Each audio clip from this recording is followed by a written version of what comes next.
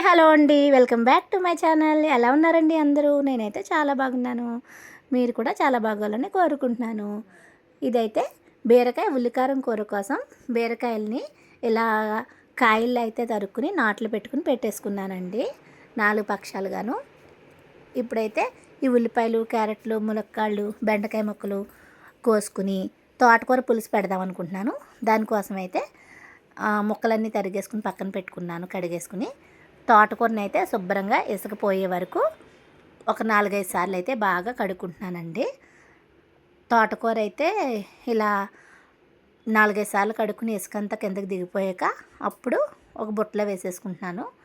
ఇప్పుడు ఉల్లికారం కోసము ఉల్లిపాయలు ఒక 4, ఒక 5-6 అయితే వెల్లుల్లి రెబ్బలు, 1 స్పూన్ జీలకర్ర, 1 స్పూన్ అయితే ధనియాలు, చిటికెడంత పసుపు, 1 స్పూన్ అయితే కారం వేసుకున్నాను. మసాలా కారం అయితే ఒక 2 స్పూన్లు అయితే వేసుకున్నానండి. రుచికి సరిపడినంత ఉప్పు వేసేసుకుని దీన్ని అయితే మెత్తని పేస్ట్ లాగైతే ఆడుకోవాలి. 1 అంగుళం అల్లం ముక్కను కూడా వేసుకుని దీన్ని ఇలా పేస్ట్లా ఆడి పక్కన పెట్టుకుంటున్నాను. ఇప్పుడైతే ఈ కడుక్కున్న తోటకూరని ఒక 2 గ్లాసులు అయితే నీళ్లు పోసేసుకుని స్టవ్ మీద పెట్టుకుని స్టవ్ వెలిగించుకున్నానండి. ఇప్పుడు ముందుగానే కట్ చేసుకున్న టమాటా ముక్కలు, ములక్కాడ ముక్కలు, క్యారెట్ ముక్కలు, ఉల్లిపాయ ముక్కలు ఉన్నాయి కదా, ఇవన్నీ అయితే ఇందులో వేసేసుకున్నాను.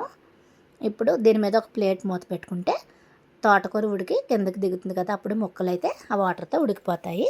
ఇప్పుడు దీనికి పులుపు కోసం అయితే ఒక నిమ్మకాయ సైజంత చింతపండుని కడిగేసుకుని నీళ్లు పోసుకుని అయితే నానబెట్టేసుకుంటున్నానండి. ఇది బాగా ముక్కలు ఉడికేలోగా అయితే నానిపోతుంది. అప్పుడైతే దీని నుంచి రసాన్ని తీసుకోవచ్చు. ఇదిగోండి, మనకైతే ఇవి ఉడకడం స్టార్ట్ అయిపోయాయి కదా.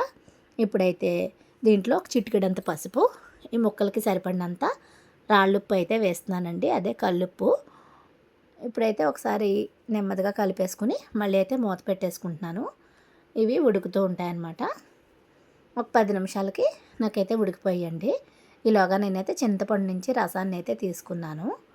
ఇదిగోండి, ఇలా ఉడికిపోతే చాలు. చింతపండు పోసాక మరుగుతుంది కదా పులుసు. ఇదిగోండి, నాకు కావాల్సినంత చింతపండు రసాన్ని అయితే ఇందులో తేర్చుకుని పోసుకున్నానండి, అడుగుని వేసుకుంటుంది కదా. ఇప్పుడైతే ఒకసారి బాగా కలిపేసుకుని దీనికి సరిపడినంత రాళ్ళుప్పుని అయితే వేసేసుకుంటున్నానండి. ఇప్పుడు పులుసు పొడిని ఒక 2 స్పూన్లు అయితే వేసుకుంటున్నాను. ఈ పులుసు పొడి వల్లే ఈ పులుసు మంచి ఫ్లేవర్ వస్తుందన్నమాట. ఇప్పుడైతే స్పైస్కి, కలర్కి 1 స్పూన్ అయితే కారం, జీలకర్ర కారం వేసుకున్నానండి. ఎక్కువైతే అక్కర్లేదు, పచ్చిమిరపకాయ చీలికలు వేసుకున్నాము ముందే. ఇప్పుడు ఒక రెమ్మ అయితే కరివేపాకు వేసుకున్నాను. అలా పచ్చిది అప్పటికప్పుడు కడుక్కుని వేసుకుంటే మనకి ఫ్లేవర్ బాగుంటుంది. ఇవైతే ముద్దపప్పులో నంచుకోవడానికి ఒక 4-5 మిరపకాయలను అయితే ఇలా నాట్లు పెట్టుకుని వేసుకుంటే అవి చాలా టేస్ట్గా ఉంటాయండి. ఇప్పుడు తీపికి సరిపడినంత బెల్లం ముక్కనైతే వేసుకున్నానండి. ఈ పులుసులో కొంచెం బెల్లం అయితే ఎక్కువే వేసుకోవాలి. ఇప్పుడైతే ఒకసారి బాగా కలిపేసుకుని మళ్ళీ మూత పెట్టుకుంటున్నాను. ఇది మరుగుతూ ఉంటుంది. ఈ లోపైతే నేను ఈ బీరకాయ ముక్కల్లో కారం అయితే కూరుకుంటున్నానండి. ఉల్లికారం ఇలా 4 పక్షాలుగా కోసుకున్నాను కదా, వీటికి మధ్యలోనైతే ఉల్లికారాన్ని మొత్తం అన్ని ముక్కల్లోకి అయితే కూరేసుకుంటున్నాను అనమాట. మనం ఇవైతే ఈ ఉల్లికారాన్ని 2-3 రకాలుగా అయితే చేసుకోవచ్చు. మసాలా ఫ్లేవర్తోనూ ఇలా ఏమీ వేయకుండా నార్మల్గా ఉల్లిపాయ, వెల్లుల్లిపాయ, అల్లం వేసుకొని కూడా చేసుకోవచ్చండి. నేనైతే ఇవాళ ఇలా చేస్తున్నాను. నాకైతే మధ్య మధ్యలో పులుసు మరుగుతోంది, ఒకసారి వెళ్ళి చూసుకుని దానికైతే పిండి పెట్టేసుకుంటున్నానండి. అందులో కొంచెం 1 టేబుల్ స్పూన్ అయితే వరిపిండిని వేసుకుని నీళ్లు పోసుకుని కలిపేసుకుని పులుసులో అయితే పోసేసుకున్నాను. ఒకసారి బాగా కలిపేసుకుంటే ఒక 5 నిమిషాలు మరిగితే సరిపోతుందన్నమాట. ఇప్పుడైతే స్టవ్ మీద ఒక కడాయి పెట్టుకుని స్టవ్ వెలిగించుకుని ఆయిల్ వేసుకున్నానండి. ఆయిల్ హీట్ ఎక్కాక మనం ముందుగానే కూరుకున్న బీరకాయ ముక్కలను అయితే వేసేసుకుని ఒకసారి మూత పెట్టుకుంటే అవి మగ్గుతాయి. ఇదిగోండి, ఇక్కడైతే పులుసు మరిగిపోయిందండి. అదైతే పక్కన పెట్టేసుకుని పులుసుకి అయితే పోపు పెట్టుకుంటున్నాను అనమాట. పోపుకి ఒక చిన్న మూకుట్లో కొంచెం నూనె వేసి, నూనె వేడెక్కిన తర్వాత కొంచెం ఆవాలు, మెంతులు, జీలకర్ర అయితే వేసి అవి బాగా వేగాక ఎండుమిరపకాయ ముక్కలు వేసుకుంటున్నానండి. ఇవి కూడా వేగిన తర్వాత ఇంగువ అయితే వేసుకోవాలి, చిటికెడు.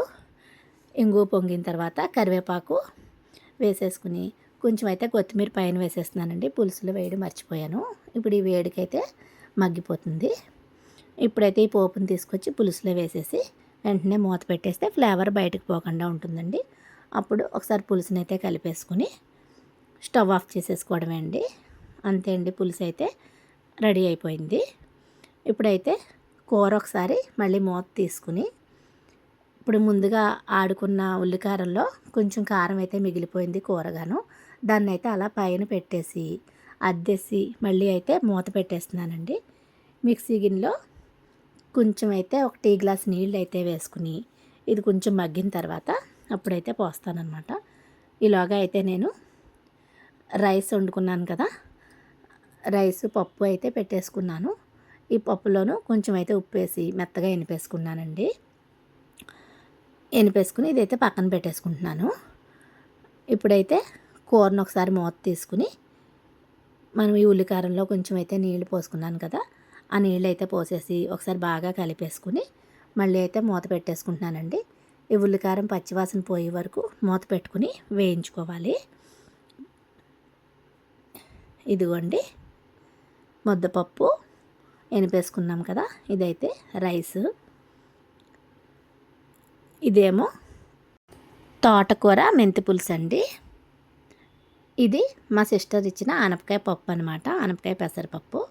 కర్రీ అయితే ఫ్రై అయిపోయింది, తీసేసి డిష్ అవుట్ చేసేసానండి. పచ్చివాసన పోయే వరకు వేయించి స్టవ్ ఆఫ్ చేసేసుకుందామే. చూడండి ఇలా కాయలు కాయల్లా చాలా బాగుంది కదా. అంతే ఫ్రెండ్స్, ఈ వీడియో కనుక మీకు నచ్చితే నా ఛానల్ని లైక్ చేయండి, షేర్ చేయండి, సబ్స్క్రైబ్ చేయండి.